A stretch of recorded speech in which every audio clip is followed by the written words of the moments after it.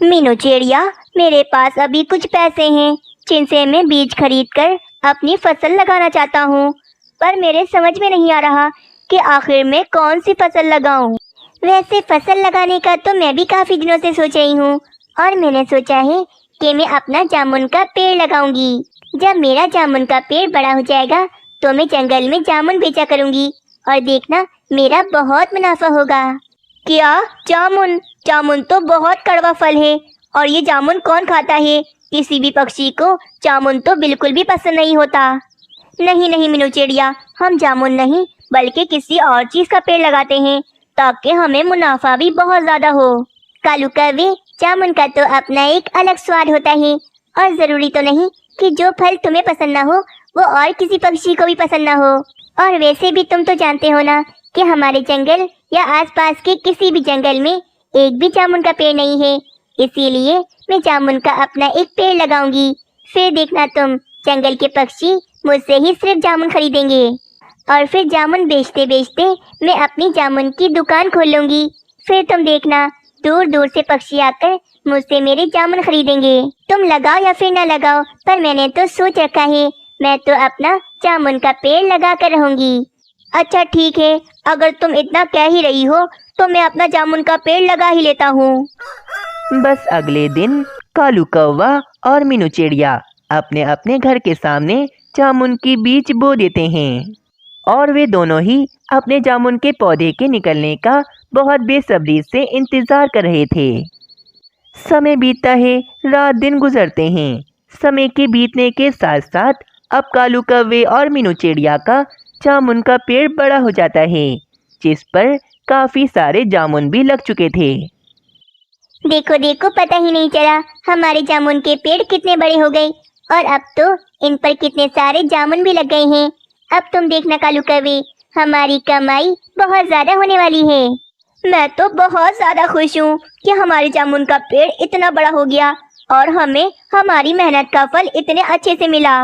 बस अब मैं यही आशा करता हूँ कि दूर दूर से पक्षी आकर हमारे जामुन हमसे खरीदें। बस ठीक है कालू कौवे, अब हम कल से ही अपने पेड़ से जामुन तोड़कर पक्षियों को बेचना शुरू कर देंगे और मुझे पूरा यकीन है कि देखना हमारे जामुन बहुत जल्दी जल्दी बिक जाएंगे। तुम्हारे मुंह में घी शक्कर मीनू चिड़िया, बस हम जैसा चाहते हैं वैसा ही हो। अगली सुबह होते ही कालू कौवा और मीनू चिड़िया अपने अपने पेड़ से जामुन तोड़कर ठेले पर बेचना शुरू कर देते हैं।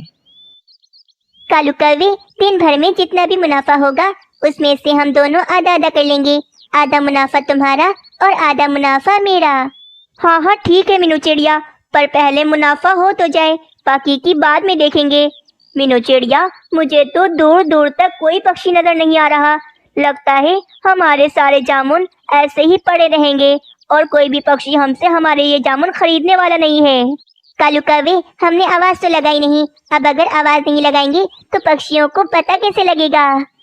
जामुन ले लो, जामुन ले लो, बड़े बड़े जामुन ले लो, जल्दी जल्दी आ जाओ, जामुन ले लो। अब देखना कालू कौवे, पक्षी मेरी आवाज सुनकर कैसे दौड़ते हुए जामुन लेने आएंगे।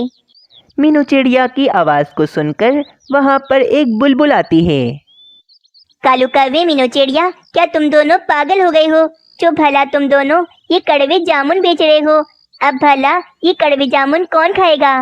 बुलबुल बहन, ये जामुन कड़वे नहीं होते, बल्कि इनका तो अपना एक अलग स्वाद होता है और हर फल अपना अलग ही मजा देते हैं। बोलो बोलो बुलबुल बहन, मैं तुम्हें कितने किलो जामुन दे दूं? अरे तुम किलो की क्या बात करते हो? मैं तो तुमसे ये एक जामुन भी नहीं लूं, क्योंकि जामुन तो मुझे बिल्कुल नहीं पसंद। बुलबुल बहन, एक बार आप जामुन लेकर तो जाएं, देखना आपको बहुत पसंद आएंगे, फिर आप बार बार हमसे जामुन लेने जरूर आएंगी। ओ मीनू चिड़िया, अपनी ये चिकनी चुपड़ी बातें करके मुझे मत फंसाओ, मुझे नहीं लेने तुम्हारे जामुन। मैं तो बस यहाँ तुम्हें ये कहने आई हूँ कि तुम दोनों अपना यहाँ बैठकर समय मत बर्बाद करो, क्योंकि तुम्हारे ये बेकार जामुन कोई भी नहीं खरीदने वाला। इतना कहकर वे बुलबुल वहां से चली जाती है। ताजे ताजे जामुन ले लो, आजो आजो पक्षियों, जल्दी आ जाओ। काले काले जामुन ले लो, कालू के काले जामुन ले लो, आजो आजो पक्षियों, जल्दी आ जाओ। दिन गुजर जाता है और रात आ जाती है। कालू कौवा और रानी कौवी तो रात तक अपने जामुन लेकर बैठे रहते हैं, पर आज के दिन तो उनकी बिल्कुल भी कमाई नहीं हुई थी। प्यारे दोस्तों, अगर आप सबको इस कहानी का अगला भाग देखना है तो हमें कमेंट में ज़रूर बताएं। 2 साल हो गए थे, परंतु जंगल में बारिशें ही नहीं हो रही थीं। बस जंगल में एक ही नहर थी, जिस नहर से सब पक्षी पानी पीते थे। पक्षियों, बस आज हम सब पक्षी मिलकर बादलों के सरदार के पास जाएंगे और उनसे पूछेंगे कि आखिर वे हमारे जंगल में बारिशें क्यों नहीं कर रहे। हाँ हाँ मीनू चिड़िया, इस साल तो बारिशें बहुत ज़रूरी हैं। हम पक्षियों का तो वैसे ही बहुत नुकसान हो चुका है, और अगर इस साल भी बारिशें ना हुई तो हम पक्षी तो कहीं के नहीं रह जाएंगे। मैं भी चलता हूँ मीनू चिड़िया तुम्हारे साथ। फिर वे तीनों पक्षी मिलकर बादलों के पास जाते हैं। क्या बात है सरदार जी, आप सब बादल हमारे जंगल में बारिशें क्यों नहीं कर रहे हो? पूरे 2 साल गुजर गए हैं, ये तो गलत बात है ना। अब बोलो भी, क्या बात है, बताओ मुझे। पक्षियों, हम बादल पिछले 2 सालों से पड़ोस के जंगल में गए हुए थे, परंतु अब वहाँ पर भी पानी खत्म हो गया है। इसी कारण अब हम तुम्हारे जंगल में बारिशें नहीं कर सकते। क्यों नहीं कर सकते सरदार जी, हमें बताएं। तोते, जंगल में जो एक नहर थी, उस नहर पर बाजू चील ने कब्जा कर लिया है और वे हम बादलों को नहर से पानी पीने नहीं देती। और पानी पिए बिना हम बादल बारिश कैसे कर सकते हैं? हाय रे, ये आप क्या कह रहे हैं सरदार बादल? बाजू चील कहाँ से आ गई हमारे जंगल में? पक्षियों चलो बाजू चील के पास चलते हैं फौरन। बस फिर वे पक्षी परेशान होकर अपनी नहर के पास चले जाते हैं। जब वे नहर के पास आते हैं तो वे देखते हैं नहर के पास तो बाजू चील और उसका बेटा बैठे होते हैं। क्या बात है पक्षियों, तुम सब यहाँ मेरे पास क्यों आए हो? हम तुम्हारे पास नहीं बल्कि अपनी जंगल की नहर के पास आए हैं, और इस नहर पर सिर्फ और सिर्फ हम पक्षियों का हक है। तुम तो दूसरे जंगल में रहती हो ना, तो तुम इस जंगल की नहर पर कब्जा कैसे कर सकती हो? चिड़िया, मैं बाजू चील हूँ और मैं कुछ भी कर सकती हूँ। 2 सालों से जंगल में बारिशें नहीं हुई, इसीलिए मैंने इस नहर पर अब से कब्जा कर लिया है, वरना तुम सब पक्षी इस नहर का पानी पी पी कर खत्म कर दोगे। फिर हम चीलों का क्या होगा? हम तो चीलें प्यासी मर जाएंगी। ये तो बहुत गलत बात है बाजू चील, इस नहर के अलावा हम पक्षी पानी कहाँ से पिएंगे? मैं कुछ नहीं जानती, अगर कोई पक्षी छुपके से भी इस नहर का पानी पीते हुए नजर आया मुझे, तो उसे मार डालूंगी मैं। अभी तो हम जा रहे हैं, परंतु तुम्हें इस नहर पर कब्जा करने नहीं देंगे हम बाजू चील। फिर वे पक्षी वहाँ से परेशान होकर चले जाते हैं। हाय रे पक्षियों, ये तुम सब क्या कह रहे हो? अब हम पक्षी पानी कहाँ से पिएंगे? पक्षियों, जब तक हमें इस समस्या का कोई हल नहीं मिल जाता, हमें पानी का तो इंतजाम करना होगा। चलो कालू कौवे, तुम मेरे साथ चलो, हम दूसरे जंगल से पानी खरीद कर लाते हैं। इस साल भी बारिशें ना होने के कारण पक्षियों की फसलें खराब होने का काफ़ी अंदेशा था। नन्हे तोते, चलो चलो नहर का ठंडा ठंडा पानी पी कर आते हैं। हाँ चलो चलते हैं नहर का ठंडा ठंडा पानी पीने। फिर वे दोनों नन्हे पक्षी नहर के पास चले जाते हैं। अरे वो देखो कबूतर, शायद चील बैठे बैठे ही सो रही है। चलो जल्दी से हम इस नहर का ठंडा ठंडा पानी पीते हैं। फिर वे दोनों नन्हे पक्षी चुपके से नहर का पानी पीने लगते हैं। बस तभी वहाँ पर नन्हा चील आ जाता है। मम्मा उठो उठो, जल्दी उठो, ये देखो नन्हे पक्षी नहर का पानी पी रहे हैं। नन्हे चील की आवाज़ सुनकर बाजू चील की फौरन से आँख खुल जाती है और वे दोनों नन्हे पक्षी तो काफ़ी ज़्यादा डर जाते हैं। तुम दोनों की इतनी हिम्मत कि तुम दोनों आकर मेरी नहर से पानी पियो। अब मैं तुम दोनों को अपना भोजन बना लूंगी। मम्मा, मैं भोजन ढूंढने ही गया था, मुझे कहीं भोजन नहीं मिला, परंतु अब तो 2-2 स्वादिष्ट पक्षी मिल गए हैं हमें। अरे अरे बाजू चील, हम तो नन्हे पक्षी हैं, हमें खाकर वैसे भी तुम्हारा पेट तो भरने वाला नहीं है, इसीलिए हमें छोड़ दो, हम दोबारा ऐसी गलती नहीं करेंगे। बाजू चील उन पक्षियों की बात नहीं सुनती और उन दोनों पक्षियों को मारकर खाने लगती है। ये सब कुछ कालू कौवा भी देख लेता है। हाय रे मेरा नन्हा कबूतर, उस जालिम चील को जरा सा भी तरस नहीं आया मेरे मासूम बच्चे पर। आखिर कब तक हम अपने बच्चों को ऐसा मरता हुआ देखते रहेंगे? मुझसे अब बर्दाश्त नहीं होता, मैं जा रहा हूँ इस जंगल को छोड़कर हमेशा हमेशा के लिए। अरे तोते, इस जंगल को छोड़ना इस समस्या का हल नहीं, हम पक्षियों को मिलकर कोई ना कोई तो योजना बनानी होगी ताकि हम उस जालिम चील को उसके अंजाम तक पहुँचा सकें।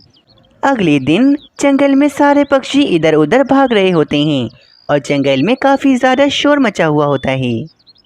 अरे भागो रे भागो, जंगल को छोड़कर भागो। अब ये जंगल नहीं रहेगा, भागो यहाँ से। अरे भाई ये क्या हो रहा है? सब पक्षी इधर उधर क्यों भाग रहे हैं? आखिर माजरा क्या है? फिर मीनू चिड़िया नन्हे चील के पास आती है और उससे कहती है, नन्हे चील, तुम और बाजू चील भी जल्दी से जंगल को छोड़कर भागो। पता है जंगल में बहुत बड़ा तूफान आने वाला है, सब खत्म हो जाएगा, कुछ नहीं बचेगा। अगर तुम दोनों को भी अपनी जान प्यारी है तो हमारी तरह तुम दोनों भी जंगल छोड़कर भाग जाओ। क्या जंगल में तूफान आने वाला है? अरे बाप रे बाप, मैं अभी जाकर फौरन मम्मा को बताता हूँ ये। फिर नन्हा चील भागा भागा बाजू चील के पास जाता है। मामा मामा भागो यहाँ से, जंगल में बहुत बड़ा तूफान आने वाला है, कुछ नहीं बचेगा, सब खत्म हो जाएगा। क्या जंगल में तूफान आने वाला है? अरे बाप रे बाप, मैं इतनी जल्दी नहीं मरना चाहती। मम्मा इसीलिए तो बोल रहा हूँ, सब पक्षी जंगल को छोड़ छोड़ कर भाग रहे हैं, हम भी जल्दी से इस जंगल को छोड़कर भाग जाते हैं। फिर बाजू चील और नन्हा चील भी डर के मारे जंगल को छोड़कर चले जाते हैं। बाजू चील और नन्हा चील डर के मारे एक गुफा के अंदर चले जाते हैं। तभी वहाँ पर कालू कौवा आता है और एक बड़े से पत्थर से उस गुफा को बंद कर देता है। अब बाजू चील और नन्हा चील इसी गुफा के अंदर मर जाएंगे और हमारे जंगल को अब बाजू चील से छुटकारा मिल गया है। थोड़ी देर के बाद जंगल के सारे पक्षी वापस अपने जंगल में आ जाते हैं। अरे वाह मीनू चिड़िया, तुम्हारा उपाय तो काम कर गया। बाजू चील को हमने कैसा बेवकूफ़ बनाया और बाजू चील तो हमारा जंगल छोड़कर भाग गई। पता है मीनू चिड़िया, मैंने बाजू चील और नन्हे चील को एक गुफा के अंदर बंद कर दिया है। अब देखना वे उसी गुफा के अंदर ही मर जाएंगे। बहुत अच्छा किया कालू कौवे, अब हमारे जंगल को बाजू चील से छुटकारा मिल गया है। बस अब सारे बादल पानी पीने के लिए नहर के पास आ जाते हैं और नहर का पानी पीने लगते हैं।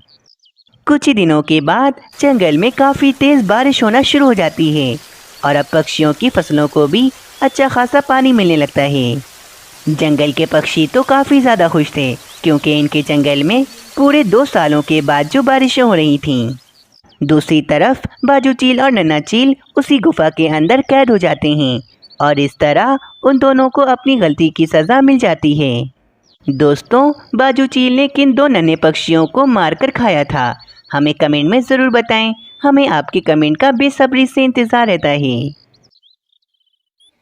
कालू कौवा एक खेत में फसलों की कटाई करता था और इसकी पत्नी रानी कौवी स्कूल में बच्चों को पढ़ाती थी और इनका बेटा राजू कौवा पूरा दिन अपने घोंसले में बैठा बोर होता रहता था।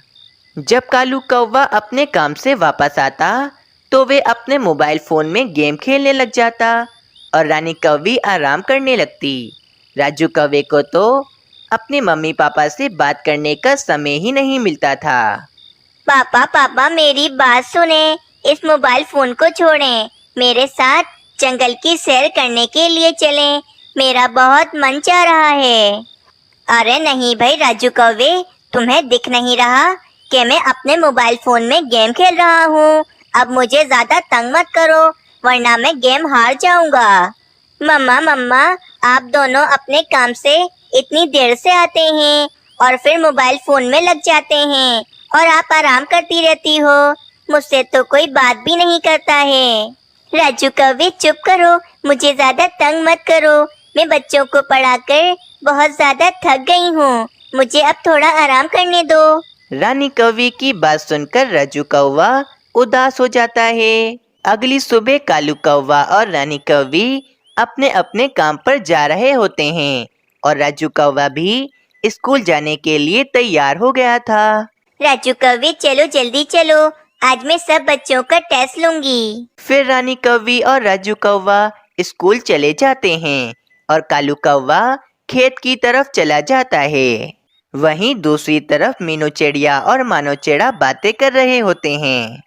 मम्मा, मेरा दोस्त राजू कौवा वे बहुत ज्यादा उदास रहता है, आजकल वे किसी से भी बातें नहीं करता, बस हर समय वे अपने मम्मा पापा को ही याद करता रहता है। हाँ मानो चिड़ी, तुम्हारा दोस्त राजू कौवा अभी बहुत छोटा है और इसे अपने परिवार की अभी बहुत जरूरत है, परंतु कालू कौवा और रानी कौवी तो अपने काम से वापस लौटकर अपने मोबाइल फोन में लग जाते हैं और अपने बेटे को तो वे बिल्कुल भी समय नहीं देते हैं। मेरे पास भी तो मोबाइल फोन है, लेकिन मैं कभी उसका गलत यूज नहीं करती, सिर्फ जरूरत पे ही चलाती हूँ। हाँ मम्मा, लेकिन मेरे दोस्त के साथ ये बहुत गलत हो रहा है। मुझे तो अपने दोस्त पर बहुत तरस आता है। मानो चिड़े, मैं सब समझ रही हूँ। तुम मुझे बातों में लगाकर स्कूल की छुट्टी नहीं कर सकते हो। तुम्हारे स्कूल का समय हो गया है। चलो भाई, जल्दी से स्कूल चले जाओ। फिर मानो चिड़ा भी स्कूल चला जाता है। वैसे मेरा मानो चिड़ा एकदम ठीक कह रहा था। बेचारा राजू कौवा पूरा दिन उदास रहता है, क्योंकि कालू कौवा और रानी कौवी इसे बिल्कुल भी समय नहीं देते हैं और ना ही कभी इसे प्यार करते हैं। मैं आज ही कालू कौवे और रानी कौवी से जाकर बात करती हूँ। रात हो जाती है। कालू कौवा और रानी कौवी अपने अपने मोबाइल फोन में लगे हुए होते हैं और राजू कौवा उदास अकेले बैठा होता है कि वहाँ पर मीनू चिड़िया आ जाती है। कालू कौवे, रानी कौवी, तुम दोनों को तो ये भी नहीं पता चला कि मैं तुम्हारे घर में आई हूँ। आखिर तुम दोनों क्या इतना मोबाइल में लगे रहते हो? नहीं मीनू चिड़िया, बस एक गेम खेल रहा था मैं अपने मोबाइल फोन में। कालू कौवे, रानी कौवी, तुम्हें तो ये भी नहीं पता है कि तुम्हारे बेटे राजू कौवे ने भोजन खाया है या फिर नहीं। तुम दोनों बस अपने मोबाइल फोन में ही लगे रहते हो। देखो देखो, राजू कौवे का सारा भोजन ऐसे ही रखा है, इसने अभी तक नहीं खाया है। मीनू चिड़िया, हमारा बेटा राजू कौवा अब बड़ा हो गया है और भोजन खुद खा सकता है। जब इसे भूख लगेगी तो ये खा लेगा। नहीं रानी कौवी, क्या हो गया है तुम्हें? राजू कौवा अभी बहुत छोटा है, इसे तुम दोनों की बहुत जरूरत है। तुम कहना क्या चाह रही हो मीनू चिड़िया कि हम अपने बेटे का अच्छे से ख्याल नहीं रख रहे हैं? अगर ऐसी बात होती तो राजू कौवा मुझसे खुद कहता। अच्छा भला मैं गेम खेल रहा था, पूरा गेम हरा दिया है तुमने मुझे। तुम यहाँ से चली जाओ मीनू चिड़िया। कालू कौवे और रानी कौवी की बात सुनकर मीनू चिड़िया वहाँ से चली जाती है। अगले दिन स्कूल में सभी नन्हे पक्षी बातें कर रहे होते हैं। अरे पक्षियों, आप सबको पता है कि मेरे जन्मदिन पर मेरे बाबा ने मुझे एक बहुत बड़ा केक ला कर दिया था और बड़ी धूमधाम से मेरा जन्मदिन मनाया था। मेरे मम्मा पापा मुझसे बहुत ज्यादा प्यार करते हैं। हाँ कबूतर, मेरे बाबा तो दूसरे जंगल गए हुए हैं, पर वे जब भी वापस आते हैं तो मेरे लिए ढेर सारे तोहफे लेकर आते हैं और मम्मा तो हर दिन मेरे पसंद का भोजन बनाती हैं। नन्हे पक्षियों की बात सुनकर राजू कौवा रोने लगता है। अरे राजू कौवे, मेरे दोस्त, तुम रो क्यों रहे हो? नहीं मानो चिड़े, मैं रो नहीं रहा हूँ, बस ऐसे ही आंखों में आंसू आ गए हैं। राजू कौवे, मुझे माफ कर दो। मुझे और कबूतर को तुम्हारे सामने ये बातें नहीं करनी चाहिए थी। सबके मम्मा पापा अच्छे हैं, बस मेरे ही मम्मा पापा अच्छे नहीं हैं। मेरे से तो वो बातें भी नहीं करते हैं, बस हर समय वे अपने मोबाइल फोन में ही लगे रहते हैं। अगले दिन राजू कौवा कालू कौवे और रानी कौवी से कहता है, मम्मा पापा, मेरा जन्मदिन आने वाला है, आप दोनों मुझे क्या तोहफा दोगे? परंतु कालू कौवा और रानी कौवी छुट्टी वाले दिन भी अपने मोबाइल फोन में लगे होते हैं और वे राजू कौवे की बात नहीं सुनते। राजू कौवे, आज छुट्टी का दिन है, जाओ जाकर तुम अपने दोस्तों के साथ खेलो। मुझे इस तरह तंग मत करो, वरना मैं गेम हार जाऊंगा। कालू जी एकदम ठीक कह रहे हैं। राजू कौवे, जाओ तुम अपने दोस्तों के साथ खेलो जाके। बेचारा राजू कौवा इस बार भी उदास होकर वहाँ से चला जाता है। दूसरी तरफ मीनू चिड़िया राजू कौवे की वजह से बहुत ज्यादा परेशान होती है। मुझसे तो राजू कौवे की उदासी देखी नहीं जाती। ना जाने कालू कौवे और रानी कौवी को इसकी उदासी नजर क्यों नहीं आती है। अगले दिन रानी कौवी स्कूल में बच्चों को पढ़ा रही होती है। बच्चों, आप सब पक्षी बड़े होकर जो भी बनना चाहते हो, वे सब आप एक पर्चे पर लिख कर लाओगे कल। अगला दिन भी आ जाता है। सब पक्षी बड़े होकर जो जो बनना चाहते थे वे अपने अपने पर्चों पर लिखकर ले आते हैं। नन्हे पक्षियों, आप सब शोर ना करें, मैं एक एक करके सबके पर्चे पढ़ती हूँ। रानी कौवी एक एक करके सब पक्षियों के पर्चे पढ़ रही होती है। कबूतर, तुमने लिखा है कि तुम बड़े होकर अपनी एक बड़ी सी मकई की फसल लगाओगे। टीचर, मुझे मकई बहुत पसंद है, इसीलिए मैंने सोच लिया है कि मैं बड़ा होकर अपनी एक मकई की फसल लगाऊंगा। फिर रानी कौवी सोनू चिड़िया का पर्चा पढ़ती है। सोनू चिड़िया, तुमने लिखा है कि तुम बड़ी होकर मेरी तरह एक टीचर बनोगी। वाह भाई, बहुत अच्छी बात है। फिर रानी कौवी मानो चिड़े का पर्चा पढ़ती है। मानो चिड़े, तुमने लिखा है कि तुम बड़े होकर जंगल के महाराज बनोगे। वाह भाई, ये भी अच्छी बात है। फिर रानी कौवी अपने बेटे राजू कौवे का पर्चा पढ़ने लगती है तो रानी कौवी की आंखों में आंसू आ जाते हैं। वहीं पर मीनू चिड़िया भी आ जाती है और वे रानी कौवी को रोता हुआ देख उससे पूछती है, रानी कौवी, क्या हो गया है? तुम रो क्यों रही हो? मीनू चिड़िया, जल्दी से कालू जी को बुला कर लाओ, वे खेत में काम कर रहे होंगे। फिर मीनू चिड़िया कालू कौवे को बुलाने के लिए चली जाती है। थोड़ी देर के बाद मीनू चिड़िया कालू कौवे को बुलाकर लाती है। रानी, क्या हो गया है? तुम इतना क्यों रो रही हो? आखिर क्या बात है? कालू जी, मैंने सब नन्हे पक्षियों को कहा था कि वे बड़े होकर जो भी बनना चाहते हैं वे एक पर्चे पर लिख कर आए, परंतु हमारा बेटा राजू कौवा बड़ा होकर एक मोबाइल फोन बनना चाहता है ताकि हम दोनों इसके साथ वक्त गुजार सकें, हमेशा इसके साथ गेम खेलते रहें, कभी इसे हम जुदा न करें और हमेशा इसी के साथ खेलते रहें। राजू कौवे का पर्चा सुनकर कालू कौवा भी रोने लगता है। रानी, हमारा बेटा राजू कौवा हमें इतना याद करता है कि वे खुद ही मोबाइल फोन बनना चाहता है। हम अपने काम और मोबाइल में इतना व्यस्त थे कि हमें अपने बेटे राजू कौवे की याद ही नहीं आती थी। शुक्र है कालू कौवे कि तुम दोनों को अपनी गलती का एहसास हो गया है। तुम दोनों अब इसका अच्छे से ध्यान रखो।